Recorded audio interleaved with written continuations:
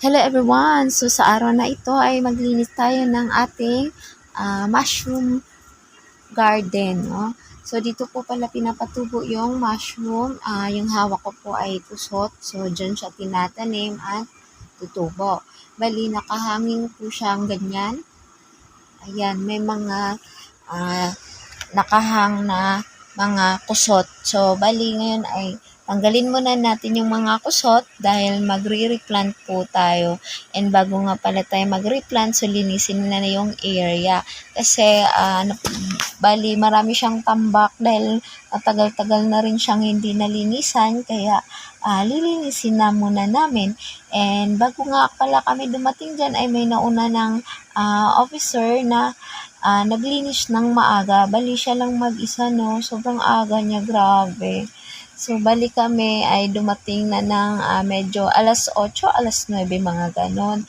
Kaya pagdating namin dyan, so nabawasan na yung mga kalat kasi sobrang kalat nga niyan, maraming dumi sa sahig. And pagdating namin, malinis na yung sahig dahil natanggal na yung mga kalat-kalat. And dyan nga pala sa area niyan is super maraming alikabok, super daming alikabok. Siyempre, na-stuck nga naman siya, di ba? So, ngayon ay winalis nga namin and nagmask na rin pala kami at nagsuot ng gloves. Ay, yun, nang sa ganun ay may protection tayo sa alikabok dahil ang alikabok ay nagdudulot po sa atin ng asthma, no?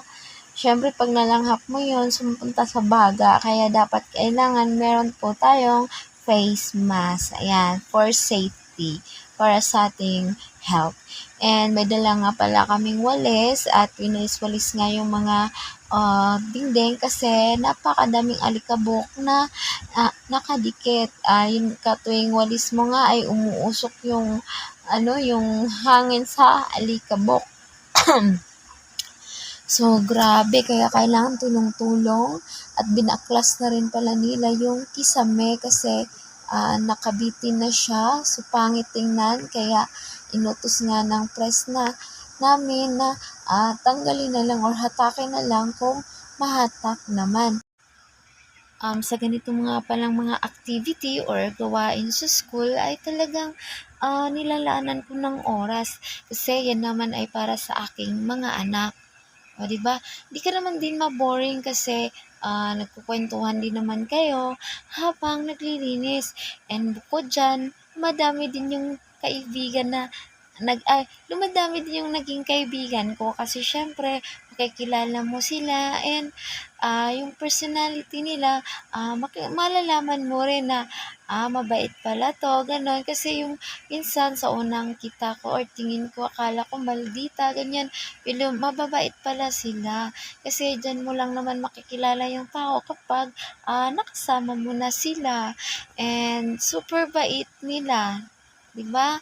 So, yung mga ganyang activities sa school is nakakaano din yan, nakakawala ng stress, nakatanggal yung stress or kung may mga iniisip mo sa bahay kasi malilibang ka rin na may kasama ka, kakwentuhan habang may ginagawa.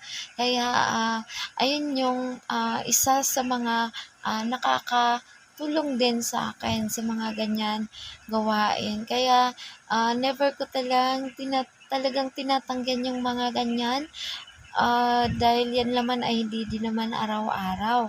So, bihira lang naman din magpatawag yung press namin ng mga ganyang tutulong ka sa pag-garden. Kasi naman yan araw-araw eh. So, naglalaan din ako ng oras dyan. Kasi kahit sabihin natin na busy tayo, busy ako, oo, lahat naman tayo busy. So, nasa atin lang yun, kailangan lang nating magkaroon ng time management. Nang sa ganun ay mabahagian mo rin ng konting oras yung para sa mga anak mo, sa mga gawain sa school. So, yun, ayun, bali patapos na pala kami dyan. Bali yung mga nabaklas na nakahoy ay ihahatid namin doon sa basurahan, sa tambakan ng basura kasi hindi pwede na iiwan mo lang yan dyan, yung mga binaklas na mga kahoy kasi baka mamaya ay pirhan naman ng lamok or something na alam naman natin na pwedeng tirahan ng mga kung ano-anong insekto, 'di ba? Alam naman natin school 'yan kaya dapat, ihatid talaga doon sa basurahan yung mga basura.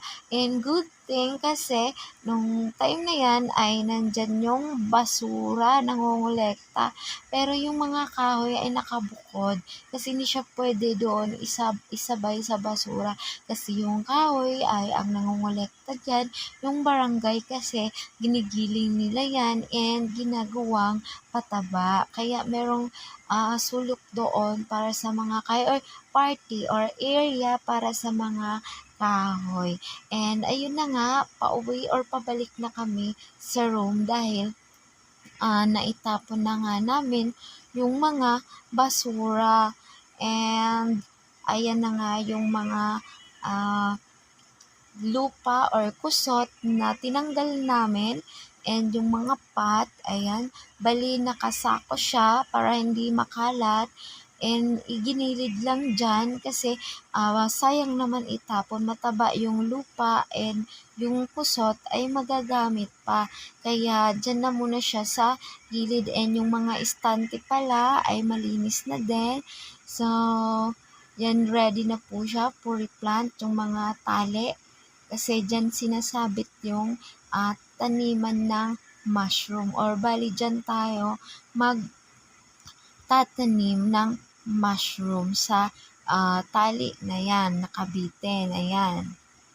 Ayan, so okay na siya, maliwalas na tingnan and dun sa stante na yun, dun nakalagay yung, gardening tools and relax na kami at ipina-final touch na lang and pagkatapos nga ay kumain na kami or nagmeryenda nang sa ganun ay, mabusog naman.